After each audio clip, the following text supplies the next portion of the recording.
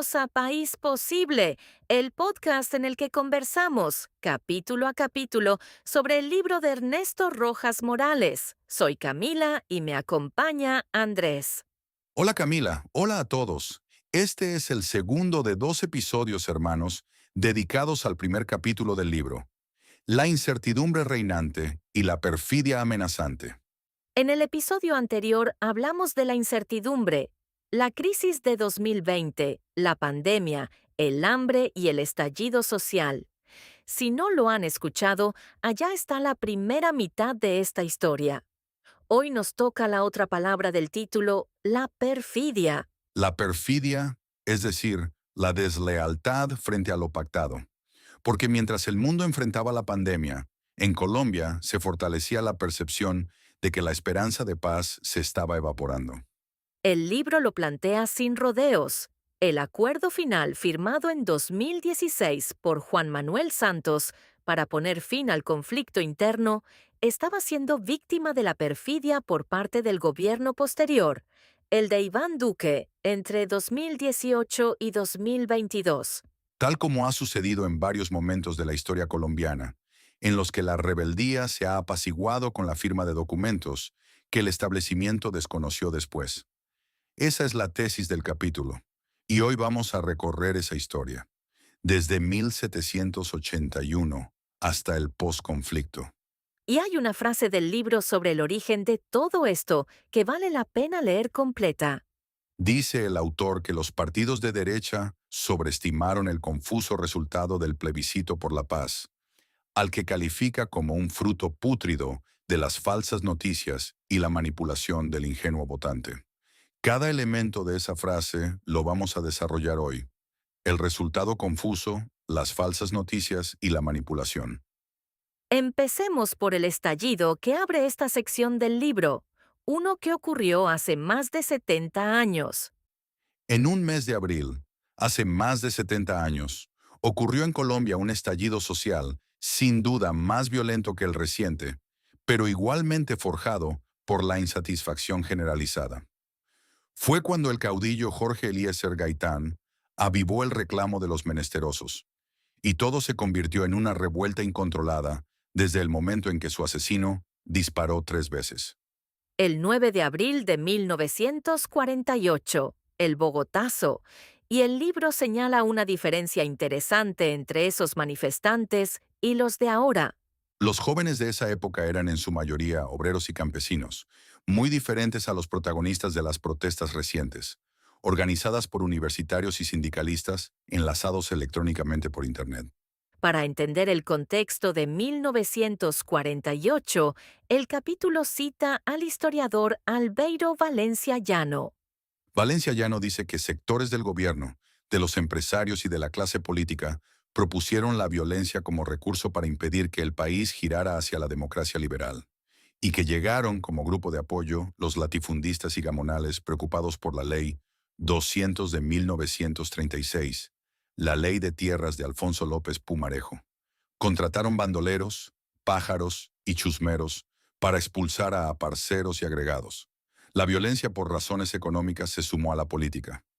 Y la tesis del autor es que en el siglo XXI el contexto se repitió.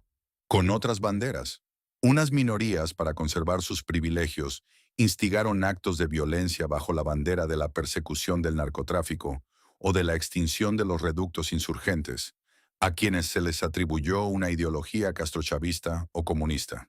Y las principales víctimas han resultado ser los reclamantes de tierras, los defensores de derechos humanos y los defensores del ambiente.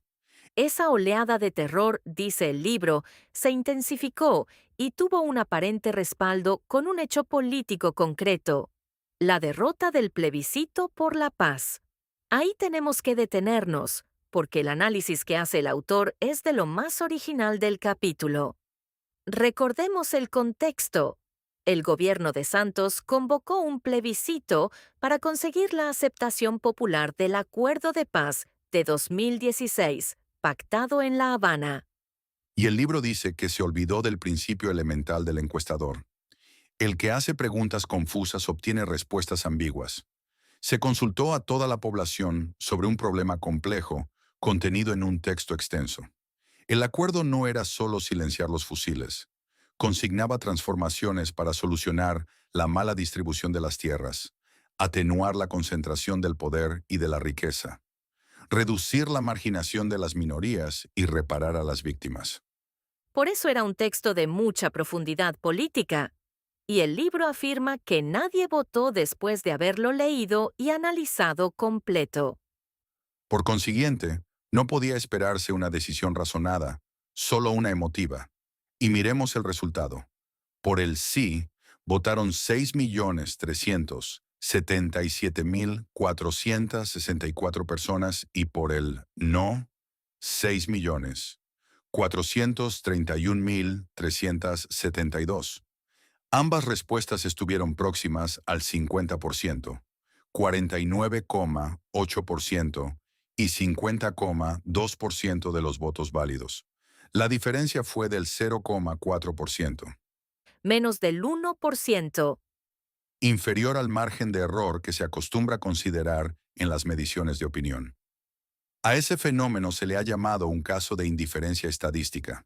Existe el mismo peso de las razones a favor de un evento que del otro. El libro lo ilustra con el ejemplo del profesor de estadística y los meteorólogos. Cuando los meteorólogos dicen que hay un 50% de probabilidades de lluvia, no están transmitiendo ninguna información. Existe la misma probabilidad de que llueva o de que no llueva. A pesar de esto, en Colombia un resultado así se interpretó políticamente como un rechazo al acuerdo de paz. Recordemos cuál era la regla de juego de esa votación. El texto de la convocatoria decía, se entenderá que la ciudadanía aprueba este plebiscito en el caso de que la votación por el sí obtenga más del 13% del censo electoral, es decir, 4.536.992 votantes, y supere los votos depositados por el no. Con base en ese texto, el organismo electoral declaró el triunfo del no. Pero el libro objeta esa regla. Sostiene que cuando se convoca para consultar una opinión, debería haberse establecido como requisito la existencia de un margen apreciable de diferencia entre la opción ganadora y las demás. Cuando la diferencia es ínfima, se cae en una incertidumbre, en una falta de decisión contundente. ¿Y de qué tamaño es el margen de error del que hablamos? La nota del libro lo explica con claridad. Si al dato de una muestra se le suma y se le resta un 3,5%, se obtiene el intervalo de confianza dentro del cual se estima que está el dato real, con un 95% de probabilidades de acertar. Una diferencia del 0,4% queda muy por dentro de ese margen. Y hay otro detalle que casi nadie conoce, los votos no marcados. El organismo electoral declaró como nulos 86.243 tarjetones no marcados, el 0,67%, en lugar de tenerlos como lo que eran, un voto en blanco. Era imposible expresar el desacuerdo con las alternativas planteadas de una manera distinta a abstenerse de marcar el tarjetón. Y contando esos votos, ninguna de las dos opciones obtuvo al menos el 50% de los votos totales. El autor va más allá y cuestiona hasta la naturaleza jurídica de la consulta. Según el artículo 7 de la Ley 134 de 1994, el plebiscito es el pronunciamiento del pueblo mediante el cual apoya o rechaza una determinada decisión del Ejecutivo. El referendo, en cambio, es el mecanismo para aprobar o rechazar un texto normativo ya elaborado. La pregunta formulada fue la propia de un plebiscito. ¿Apoya usted, sí o no, lo acordado? Pero por la presión política se le dio a la consulta el valor propio de un referendo. Y la conclusión del libro es contundente. Un acucioso juez electoral hubiera podido determinar que el plebiscito fue inocuo, porque no fue definitorio. Desde entonces se ha querido decir que el país quedó dividido en dos. El capítulo cita el editorial de un diario conservador en el aniversario del plebiscito. Se suponía que una materia de tanto interés para Colombia debía obedecer a un gran consenso político previo, en vez del infausto divisionismo que produjo. Y esa división no era solo aritmética, había miedos profundos de por medio. Un grupo significativo de personas había entendido que lo firmado en el acuerdo de paz era un pacto satánico con el cual se pondría en marcha, como en Venezuela, el socialismo del siglo XXI. Se imaginaron el advenimiento de una época de destrucción de la institución familiar, la propiedad privada y la libertad. ¿Y de dónde salieron esos miedos tan precisos, tan bien dirigidos? Esa es justamente la siguiente parada, la fábrica de las noticias falsas. Lo ocurrido con el plebiscito no fue un caso aislado, ¿cierto? El libro lo conecta con otros eventos del mundo. Con varios del mismo año 2016. En el Reino Unido, el 23 de junio, una escasa mayoría del 51,9% apoyó el Brexit, la salida de la Unión Europea, poniendo fin al sueño de un continente unificado y fuerte. Y en Estados Unidos, Donald Trump fue elegido presidente a pesar de que Hillary Clinton lideraba las encuestas y obtuvo casi 3 millones de votos populares, más que él.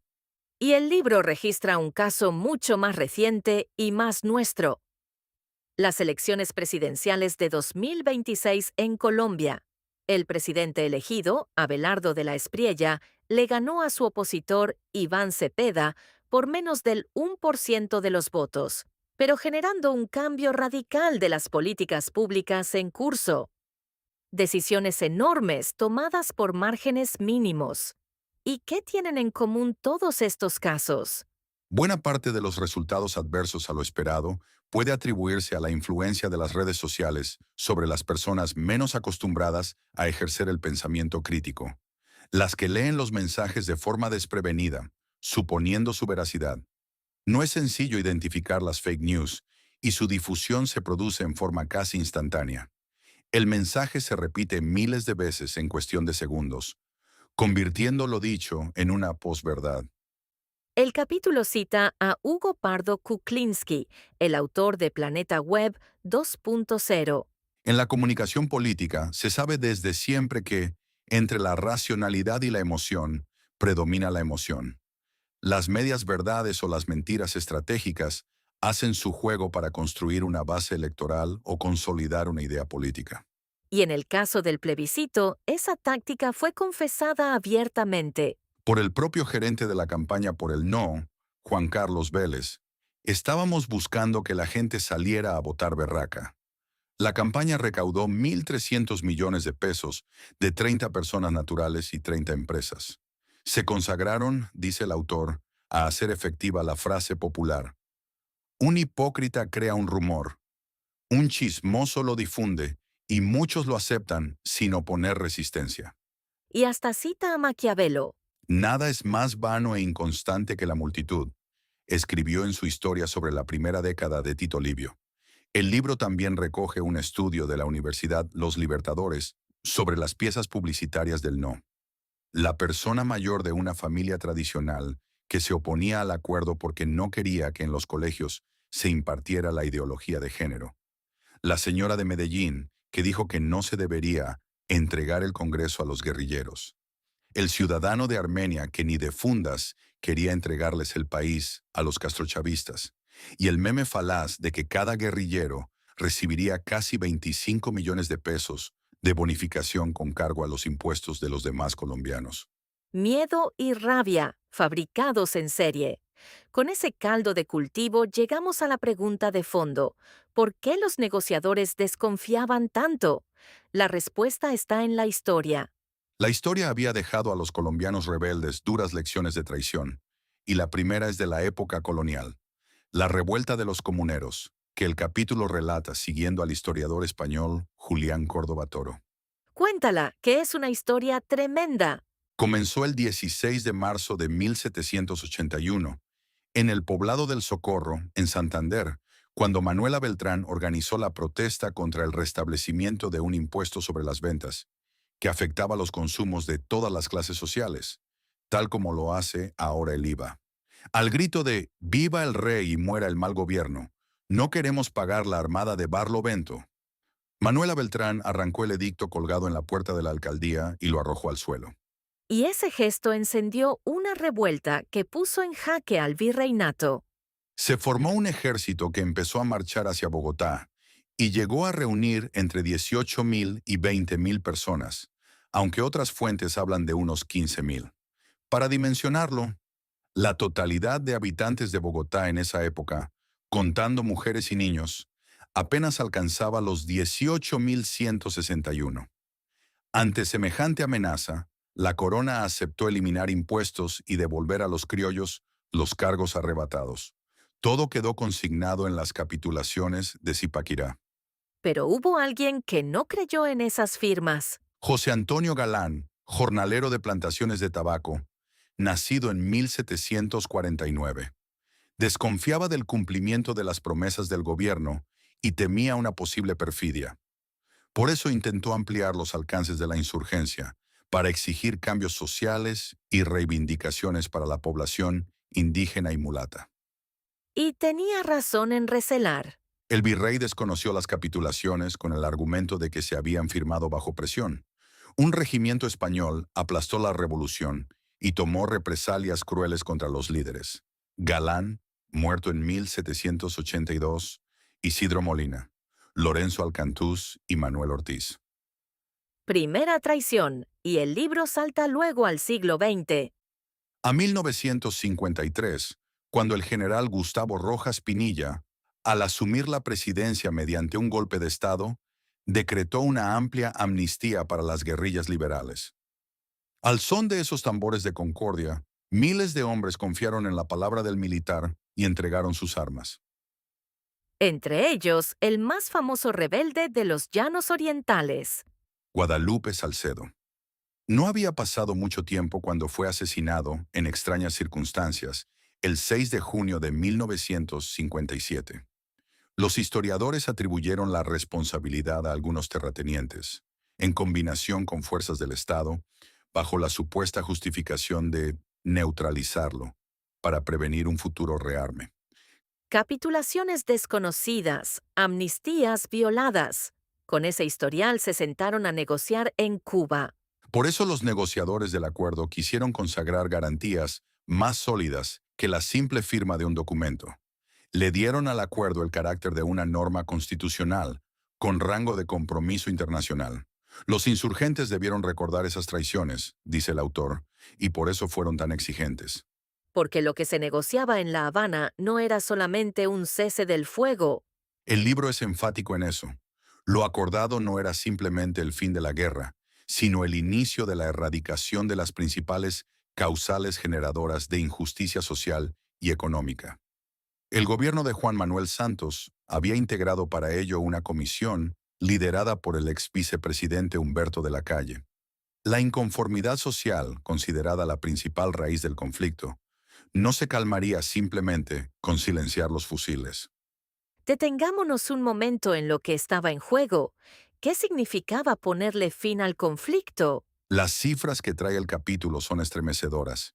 Entre 1958 y 2018 se registraron en Colombia 4.222 masacres. Y en 2017 el gobierno reveló que, en más de 50 años de conflicto, hubo 7.134.646 víctimas de desplazamiento, 983.033 homicidios, 165.927 desapariciones forzadas, 10.237 torturas y 34.814 secuestros, entre otros hechos.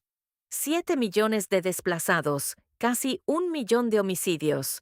Por eso la ilusión de un futuro sin secuestros, sin bombas, sin pescas milagrosas, ni asaltos en la carretera era tan poderosa. Para quienes no la recuerdan, la pesca milagrosa, explica el libro, fue una estrategia terrorista de las FARC entre 1998 y 2002. Vivir sin ese miedo en las carreteras era la promesa concreta de la paz. Una ilusión que, sin embargo, empezó a desvanecerse pronto. Y por eso fue tan doloroso verla esfumarse en medio de los hechos violentos que ocurrieron después de la firma. El libro advierte que no se podía ignorar la presencia de un gran número de combatientes desmovilizados y militares retirados, muchos con sentimientos de venganza ocultos, dispuestos a unirse como mercenarios a cualquier causa. Ejércitos privados al servicio de invasores de tierras, mineros ilegales, traficantes de coca o de personas. Sobre eso hay una cita muy diciente en las notas del capítulo. De una publicación del portal El Unicornio. En Colombia, un joven militar que se retira busca empleo en agencias de vigilancia legales o ilegales, y algunos se están uniendo a grupos narco-paramilitares. La desmovilización sin oportunidades, en ambos bandos, es un semillero de nuevas violencias. Sobre esa transformación de la violencia, el capítulo cita al corresponsal de BBC Mundo en Colombia, Daniel Pardo. Pardo escribió que la violencia en Colombia se transformó, se fragmentó y concentró en regiones donde las cifras de homicidios sobrepasan las de los países más violentos del mundo. Y surgieron múltiples grupos, desarticulados y heterogéneos, que intentan usar los símbolos y lenguajes del pasado para justificar su único interés actual: lucrarse de las economías ilegales. La guerra no terminó, cambió de forma y de dueños. Y con ese telón de fondo llegamos al último tramo del capítulo, la erupción del volcán social. En el paro iniciado el 28 de abril de 2021 murieron al menos 46 personas. La cliodinámica de Peter Turchin predijo una ola revolucionaria para 2020. Poco antes de la pandemia, las protestas se generalizaron en Latinoamérica. En Puerto Rico salieron a pedir la renuncia del gobernador Ricardo Rosselló. En Haití, a denunciar la corrupción. En Ecuador, por la eliminación de los subsidios a la gasolina. En Bolivia, por un supuesto fraude electoral en la reelección de Evo Morales. En Chile, para pedir la renuncia del presidente Sebastián Piñera. Y en Colombia, para rechazar un paquete de reformas laboral, pensional y tributaria del presidente Iván Duque. ¿Y esta ola tenía antecedentes? Porque suena a que el volcán llevaba años calentándose. El capítulo sigue un estudio de Ramiro Aldo Ávila Ruiz. Las medidas drásticas de austeridad en el gasto gubernamental, adoptadas después de la crisis financiera de 2008, crisparon la ola de pobreza y desempleo y despertaron una gran indignación entre quienes reclamaban alimentación, educación, salud, empleo y vivienda. Y de ahí vinieron los movimientos de 2011. Movilizaciones en las que los jóvenes, usando las redes sociales, convocaban marchas y concentraciones pacíficas. La primavera árabe en el Medio Oriente, el 15M de España, el Occupy Wall Street de Estados Unidos y el movimiento estudiantil de Chile. La motivación común fue la insatisfacción con la práctica del llamado capitalismo salvaje, liderado por unas élites financieras imperantes. El libro también compara los estallidos de Chile y Colombia. Con base en el análisis de Sergio Guzmán, director de Colombia Risk Analysis, en los dos países existen modelos análogos de desarrollo económico y tributario, y en ambos han resultado incapaces de mejorar la distribución de la riqueza. Por el contrario, su aplicación ha aumentado la brecha entre los pocos ricos y los muchos pobres. En Chile, Piñera llegó a pedir perdón públicamente. Pido perdón por esta falta de visión, dijo ante los manifestantes, reconociendo que los problemas se acumulaban desde hacía décadas y que los distintos gobiernos no fueron capaces de reconocer la situación en toda su magnitud. Anunció un ingreso mínimo garantizado y un aumento inmediato del 20% de la pensión básica solidaria. Los opositores lo consideraron insuficiente, más de lo mismo. Y en Colombia, según The New York Times, las protestas iniciadas el 28 de abril de 2021 se prolongaron por varios meses y la policía respondió con fuerza letal. Al menos 46 personas murieron. La Oficina de Derechos Humanos de la ONU recibió alegaciones de muertes de 63 personas en el contexto de las protestas, entre el 28 de abril y el 31 de julio. Solo en la jornada del 28 de abril hubo 59 intervenciones de los escuadrones antidisturbios de la policía, 24 de ellas en Cali, con 26 personas capturadas y 44 policías lesionados. ¿Y cómo respondió el gobierno? El presidente Duque retiró la propuesta de reforma tributaria y una de reforma del sistema de salud, y abrió una conversación nacional. Aunque, dice el libro, sin mayor voluntad de llegar a acuerdos para hacer cambios importantes. Se reunió con el Comité Nacional del Paro y al día siguiente anunció la gratuidad de la matrícula en las universidades públicas para el segundo semestre de 2021. Pero el comité rechazó la respuesta. Su protesta denunciaba el desempleo asfixiante, las deficiencias en educación y salud, y las masacres de líderes sociales, defensores de derechos humanos y defensores del ambiente. El libro le da a ese paro una dimensión histórica. Por su magnitud y consecuencias, el paro de abril se ha clasificado como una de las más notables insurgencias de la historia colombiana, al lado del Bogotazo del 9 de abril de 1948 y del paro cívico de 1977, que reunió a diversos sectores descontentos con la política económica del presidente Alfonso López Michelsen. Y el capítulo cierra con una idea fascinante, la de leer estos estallidos como fenómenos casi geológicos. Como volcanes. En el interior de la Tierra existen rocas fundidas, magma, que buscan salir a la superficie a través de cualquier fisura. Los vulcanólogos hacen un monitoreo constante con técnicas de observación sísmica y análisis de infrasonido. Y aunque no han logrado evitar ninguna erupción, su trabajo ha sido útil para activar los protocolos de protección de la población.